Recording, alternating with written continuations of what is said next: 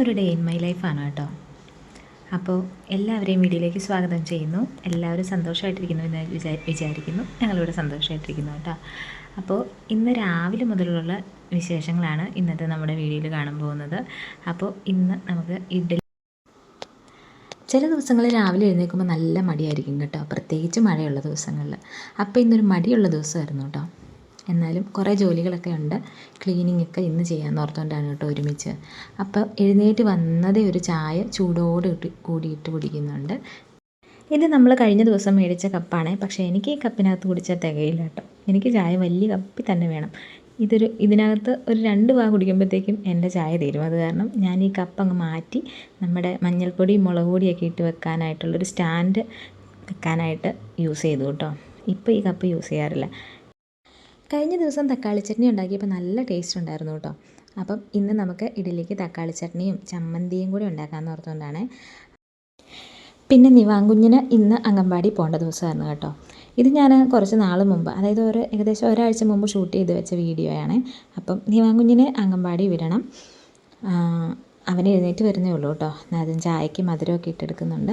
പതുക്കെയാണ് കേട്ടോ ചായ കുടിക്കുന്നത്. ഞാൻ ജോലി ചെയ്യുന്നതിൻ്റെ ഇടയ്ക്ക് ഈ ചായ ഇങ്ങനെ കുടിച്ചുകൊണ്ടിരിക്കും. അങ്ങനെയാണ് എൻ്റെ രാവിലത്തെ ചായ. പിന്നെ തക്കാളി ചട്നിക്കുള്ള തക്കാളിയൊക്കെ അത് അരിഞ്ഞ് വെച്ചിട്ടുണ്ട് അവിടെ. പിന്നെ നിവാങ്കുഞ്ഞിനെ അംഗൻവാടി വിട്ടിട്ട് നമുക്ക് തോട്ടിൽ കുളിക്കാൻ പോകണം. പുറത്ത് നല്ല മഴയാണ് കേട്ടോ. രാവിലെ തുടങ്ങിയ മഴയാണ്. നമ്മുടെ ഈ വീടിന് മുറ്റം അധികം ഇല്ല കേട്ടോ. പുറകുവശത്ത് കുറച്ചൊരു മുറ്റം മാത്രമേ ഉള്ളൂ. അവിടെ മിറ്റിലിട്ട് നികത്തിയേക്കുന്ന കാരണം ചെടി നടാനുള്ള ഒരു സൗകര്യം ഇല്ല കേട്ടോ. പിന്നെ നമുക്ക് മണ്ണും ചെടിച്ചട്ടിയൊക്കെ കൊണ്ടുവന്ന് വെച്ച് നടേണ്ടി വരും. അതിന് ഞാനിപ്പോൾ തൽക്കാലം മുതിരുന്നില്ല, അതിനുള്ള സമയം എനിക്കില്ല കേട്ടോ. അപ്പം നമുക്ക് നമ്മുടെ ഈ കിച്ചണൊന്ന് ഓർഗനൈസ് ചെയ്യാമെന്ന് ഓർത്തുകൊണ്ടാണ് ഞാനിരിക്കുന്നത്. അപ്പം നമ്മൾ മീഷോയിൽ നിന്ന് കുറച്ച് ഓർഗനൈസറൊക്കെ വാങ്ങിച്ചിട്ടുണ്ടായിരുന്നല്ലോ, അതെല്ലാം ഞാൻ മസാലയൊക്കെ ഇട്ട് പൊടിയൊക്കെ ഇട്ട് സെറ്റ് ചെയ്ത് വെച്ചിട്ടുണ്ട് കേട്ടോ. അങ്ങനെ നമ്മുടെ ഇഡലിയൊക്കെ ഇവിടെ നല്ല വെന്ത് വന്നിട്ടുണ്ട്. ഞാൻ ആ ഇഡലി കാസറോളിലേക്ക് മാറ്റി വെക്കുന്നുണ്ട് കേട്ടോ. പിന്നെ നമുക്ക് തക്കാളി ചട്നിയും ചമ്മന്തിയും കൂടെ ആണെന്ന് പറഞ്ഞായിരുന്നല്ലോ. അപ്പോൾ തക്കാളി ചട്നിക്ക് വേണ്ടിയിട്ട് ഞാൻ തക്കാളിയും ഒരു ചെറിയ കഷ്ണം സവോളയും ചെറിയ കഷ്ണം ഇഞ്ചിയും ഒരു കുഞ്ഞ് പച്ചമുളകാണ് എടുത്തേക്കുന്നത്. നിവാങ്കുഞ്ഞ് എരിവ് അധികം കഴിക്കില്ല കേട്ടോ. അധികം എന്നല്ല, ഒട്ടും തന്നെ കഴിക്കില്ല. അത് കാരണം നിവാങ്കുഞ്ഞും കൂടെ ഇഡലി കഴിക്കാൻ വേണ്ടിയിട്ട് ഞാൻ എരിവ് തീരെ കുറച്ചാണ് ഇട്ടേക്കുന്നത്. അപ്പോൾ നമ്മുടെ തക്കാളി ചട്നിക്ക് വേണ്ടിയിട്ട് ആദ്യം കുറച്ച് സൺഫ്ലവർ ഓയിൽ ഞാൻ ഒഴിച്ചു കൊടുത്തിട്ടുണ്ട്. അതിലേക്ക് കുറച്ച് ഉഴുന്ന് ഇട്ട് കൊടുക്കുക. എന്നിട്ട് സവോളയും കൂടെ അരിഞ്ഞ് വെച്ചിരിക്കുന്നത് ചേർത്ത് കൊടുക്കുക കേട്ടോ. പിന്നെ തക്കാളി ചേർത്ത് കൊടുക്കുക, പച്ചമുളക്, ഇഞ്ചി, വെളുത്തുള്ളി ഇത്രയും ചേർത്ത് കൊടുത്തിട്ട് നന്നായിട്ടൊന്ന് വഴറ്റിയെടുക്കണം കേട്ടോ. കുറച്ച് കറിവേപ്പിലയും കൂടി ഇടുന്നുണ്ട്, ഉപ്പും കൂടി ഇടുന്നുണ്ട് കേട്ടോ. ഇത് നല്ലതുപോലെ നല്ല വാട്ടിയെടുക്കണം കേട്ടോ. എന്നിട്ട് നമുക്ക് ഇതൊന്ന് മിക്സിയുടെ ജാറിലേക്ക് ഇട്ട് നല്ല പേസ്റ്റ് പോലെ ഒന്ന് അരച്ചെടുക്കണം. ആ സമയത്ത് ഞാൻ പാട്ട് വെച്ചു കേട്ടോ. പിന്നെ ഞാൻ തേങ്ങാ ചമ്മന്തിയും കൂടെ ഒരു കുഞ്ഞ് തേങ്ങാ ചമ്മന്തിയും കൂടെ അരയ്ക്കുന്നുണ്ട്. അപ്പോൾ എപ്പോഴും ഇങ്ങനെ തേങ്ങാ ചമ്മന്തിയും ചട്നിയും എല്ലാം കൂടെ ഒരുമിച്ചൊന്നും വെക്കാറില്ല കേട്ടോ. ഇന്നൊരു കൊതി തോന്നിയിട്ട് അങ്ങ് ചെയ്തെന്ന് മാത്രമേ ഉള്ളൂ കേട്ടോ. അപ്പോൾ തേങ്ങാ ചമ്മന്തിക്ക് വേണ്ടിയിട്ട് നമ്മൾ സാധാരണ തേങ്ങ, ഇഞ്ചി, പച്ചമുളക് ചേർത്താണ് കേട്ടോ തേങ്ങാ ചമ്മന്തി അരച്ചത്. ഇഞ്ചിയും പച്ചമുളകും തേങ്ങായും ഒരു ചെറിയ കഷ്ണം കറിവേപ്പിലയും കൂടെ നന്നായിട്ട് അരച്ചെടുത്തിട്ട് കടുകൊക്കെ പൊട്ടിച്ചിട്ട് അരപ്പ് ചേർത്ത് കൊടുത്തെടുക്കുകയാണ് കേട്ടോ.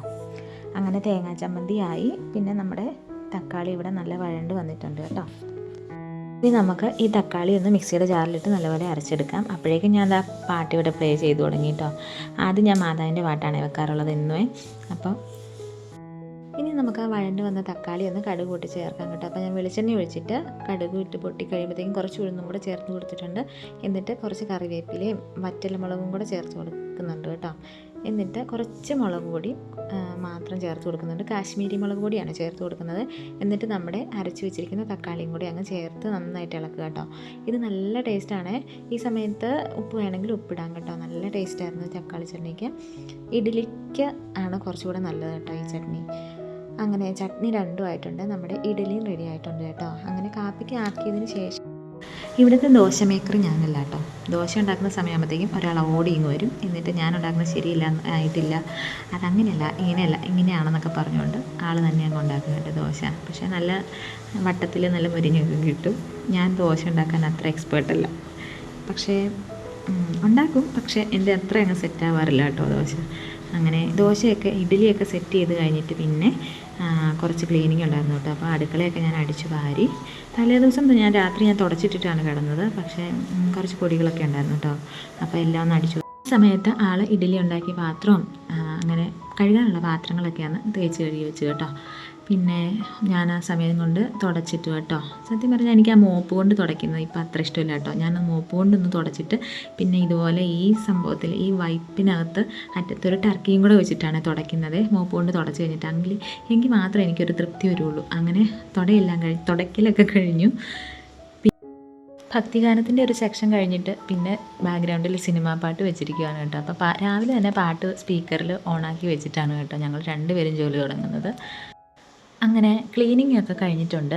ഹാളും റൂമും അടുക്കളയെല്ലാം നല്ല വൃത്തിയായിട്ട് തുടച്ച് കഴിഞ്ഞു. ഇനി തലേദിവസം ഞാൻ ഈ വാഷിംഗ് മെഷീനിലിട്ട് അലക്കിയ കുറച്ച് തുണികൾ ഇരിപ്പുണ്ടായിരുന്നു കേട്ടോ. അത് മഴ കാരണം വിരിച്ചിടാൻ പറ്റിയില്ല, കുറേ ഇരിപ്പുണ്ടായിരുന്നു.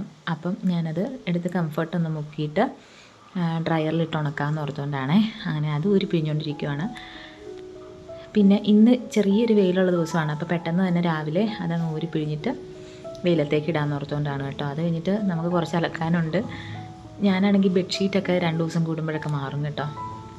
ബെഡ്ഷീറ്റ് പിന്നെ തലയണ കവർ ഇതൊക്കെ ഞാൻ 2 ദിവസമൊക്കെ കൂടുമ്പോൾ മാറും. അങ്ങനെ ആ തുണിയൊക്കെ ഊരി പിഴിഞ്ഞിട്ട് കഴിഞ്ഞു. നിവാങ്കുഞ്ഞ് അപ്പോഴേക്കും എണീറ്റിട്ടുണ്ടായിരുന്നു കേട്ടോ. നിവാങ്കുഞ്ഞിന് പാലിനകത്ത് കുറച്ച് ബൂസ്റ്റൊക്കെ ഇട്ടാണ് കേട്ടോ കൊടുത്തത്. അപ്പോൾ ഇപ്പം ബൂസ്റ്റ് ഇടുമ്പോൾ അവന് ഇഷ്ടമാണ്. ചെറുപ്പത്തിൽ അവൻ അത്ര വലിയ ഇഷ്ടമൊന്നുമില്ലായിരുന്നു ബൂസ്റ്റ്. ഇപ്പോൾ ആൾ കുടിച്ചോളും. അങ്ങനെ ദാ ഇഡലിയും ചട്നിയും ഒക്കെ കൂട്ടി ഞങ്ങൾ ബ്രേക്ക്ഫാസ്റ്റ് കഴിക്കുവാണ് കേട്ടോ. ചമ്മന്തിക്ക് നല്ല ടേസ്റ്റ് ഉണ്ടായിരുന്നു കേട്ടോ. തക്കാളി ചട്നിക്ക് നിവാങ്കുഞ്ഞും കഴിച്ചു, അവനും ഒത്തിരി ഇഷ്ടപ്പെട്ടു കേട്ടോ. അങ്ങനെ ഞങ്ങൾ 3 പേരും കൂടെ ബ്രേക്ക്ഫാസ്റ്റ് കഴിക്കുകയാണ്. ഇനി നിവാങ്കുഞ്ഞിനെ അംഗൻവാടി വിടണം. വിട്ടിട്ട് വേണം ഞങ്ങൾക്ക് 2 പേർക്കും കൂടെ തോട്ടിൽ തുണി അലക്കാൻ പോകാം കേട്ടോ.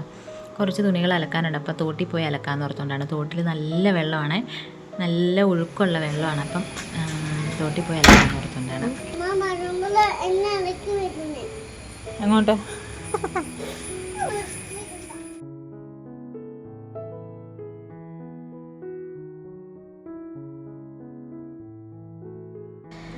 നിവാങ്കുഞ്ഞ് ആദ്യമായിട്ട് വരുന്നതാണ് കേട്ടോ തോട്ടിൽ.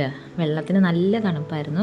കുറച്ച് തുണികളൊക്കെ അലക്കാനുണ്ടായിരുന്നു. അപ്പം ഞാൻ തുണികളൊക്കെ അലക്കി നിവാങ്കുഞ്ഞ് അവിടെ നിന്ന് എന്നെ സഹായിക്കുന്നതാണ് കാണുന്നത്. അങ്ങനെ നിവാങ്കുഞ്ഞൊരു കുഞ്ഞി തോർത്തൊക്കെ കൊടുത്ത് വെള്ളത്തിലേക്ക് ഇറങ്ങി കേട്ടോ.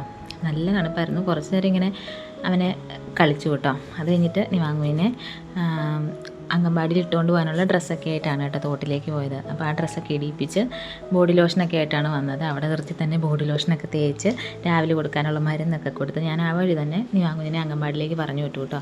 പിന്നെ ഞങ്ങൾ നിവാങ്കുഞ്ഞ് അങ്ങനെ കുളിയൊക്കെ കഴിഞ്ഞിട്ട് അംഗൻവാടിയിലേക്ക് പോയി കേട്ടോ. പിന്നെ എനിക്ക് വീട്ടിൽ ചെന്നിട്ട് കുറച്ച് ജോലികളും കൂടെ ബാക്കിയുണ്ട്. കുക്കിങ്ങും ക്ലീനിങ്ങൊക്കെ കഴിഞ്ഞാണ്. അതല്ലാതെ എനിക്ക് കുറച്ച് ഓർഗനൈസേഷൻ്റെ ജോലിയൊക്കെ ബാക്കിയുണ്ട് കേട്ടോ. അപ്പോൾ നമ്മുടെ അടുക്കളയൊക്കെ ഒന്ന് അടുക്കി പെറുക്കി ഒതുക്കാമെന്നൊക്കെയാണ് വിചാരിച്ചിരിക്കുന്നത്. നമ്മൾ മീഷോയിൽ നിന്ന് കുറച്ച് ഓർഗനൈസറും കുറച്ച് ഡെക്കോർ ഐറ്റംസൊക്കെ വാങ്ങിച്ചിട്ടുണ്ടായിരുന്നല്ലോ. അപ്പം അതൊക്കെ ഒന്ന് അടുക്കി ഒതുക്കി വെക്കാമെന്നാണ് വിചാരിച്ചിരിക്കുന്നത്. തോട്ടിൽ നല്ല ഒഴുക്കാണ് കേട്ടോ. നല്ല തെളിഞ്ഞ വെള്ളം ഇങ്ങനെ ഒഴുകുന്നുണ്ട്. മഴ പെയ്ത് കഴിയുമ്പോഴത്തേക്ക് ഇതെല്ലാം കലങ്ങി മറിയും കേട്ടോ. പിന്നെ ആ ഒരു ഭാഗത്ത് അപ്പുറത്ത് കാണുന്നതാണ് കേട്ടോ നമ്മളുടെ വീട്. അങ്ങനെ നിവാങ്കുഞ്ഞിനുള്ള മരുന്ന് ഒക്കെ ആയിട്ടാണ് കേട്ടോ വന്നത്. അപ്പം നിവാങ്കുഞ്ഞിന് ബ്രേക്ക്ഫാസ്റ്റൊക്കെ കഴിച്ചിട്ടല്ലേ ഞങ്ങൾ വന്നത്. അങ്ങനെ കുളിയൊക്കെ കഴിഞ്ഞിട്ട് നിവാങ്കുഞ്ഞ് മരുന്നൊക്കെ കഴിച്ചിട്ട് ടാറ്റയൊക്കെ പറഞ്ഞിട്ട് അംഗൻവാടിയിലേക്ക് പോവുകയാണ് കേട്ടോ. പിന്നെ തിരിച്ച് വന്നിട്ട് അങ്ങനെ ഞങ്ങൾ അലക്കും കുളിയൊക്കെ കഴിഞ്ഞ് കയറി നോക്കിയപ്പോഴത്തേക്കും നമ്മുടെ തോടിൻ്റെ സൈഡിലായിട്ടൊരു കുഞ്ഞു തോടൊഴുകി വരുന്നുണ്ട് കേട്ടോ. നല്ല ഭംഗിയുണ്ടായിരുന്നു കാണാനായിട്ട്. അങ്ങനെ ഞങ്ങൾ വീട്ടിലൊക്കെ വന്നിട്ട് ഒരു കുഞ്ഞു മാമ്പഴം ഇരിപ്പുണ്ടായിരുന്നു കേട്ടോ. ആ മാമ്പഴം വെച്ചിട്ട് ഒരു ജ്യൂസ് അടിച്ചു കേട്ടോ. പാലൊക്കെ ഒഴിച്ചിട്ട് ഒരു ജ്യൂസ് അടിച്ച് കുടിച്ചു കേട്ടോ. തോട്ടിൽ നിന്ന് കയറി വന്നപ്പോഴത്തേക്കും മടുത്തു പോയായിരുന്നേ. അങ്ങനെ ഞങ്ങൾ ജ്യൂസൊക്കെ അടിച്ച് കുടിച്ച് കഴിഞ്ഞിട്ട് പിന്നെ എനിക്ക് ക്ലീനിങ് ഉണ്ടായിരുന്നു കേട്ടോ. കുറച്ച് പാത്രങ്ങളൊക്കെ തേക്കാനുണ്ടായിരുന്നു. അതെല്ലാം തേച്ച് വെച്ച് പിന്നെ നമ്മുടെ മീഷോ നമ്മൾ വാങ്ങിച്ച ഓർഗനൈസറില്ലേ അതിനകത്തേക്കെല്ലാം നമ്മുടെ സാധനങ്ങളെല്ലാം ഓരോന്ന് ഇട്ട് വെക്കാൻ തുടങ്ങി കേട്ടോ. ഇത് ഞാൻ കഴുകി ഉണങ്ങി വെയിലത്തൊക്കെ വെച്ച് ഉണങ്ങി വെച്ചിരുന്നതാണ്. അതിലേക്ക് ഓരോന്ന് ഇട്ട് വെക്കാൻ തുടങ്ങി. പുട്ടുപൊടിയും അവലും ഒക്കെ ഇട്ട് വെക്കാൻ തുടങ്ങി കേട്ടോ. ഇട്ട് കഴിഞ്ഞിട്ട് പിന്നെ നമ്മുടെ മസാലയുടെ ഒക്കെ പാത്രത്തിന് വേണ്ടി പൊക്കത്തായിട്ട് ഞാൻ പേരും കൂടെ പേപ്പറിൽ എഴുതിയിട്ട് സെല്ലോ ടേപ്പൊക്കെ വെച്ച് ഒട്ടിച്ചു കേട്ടോ.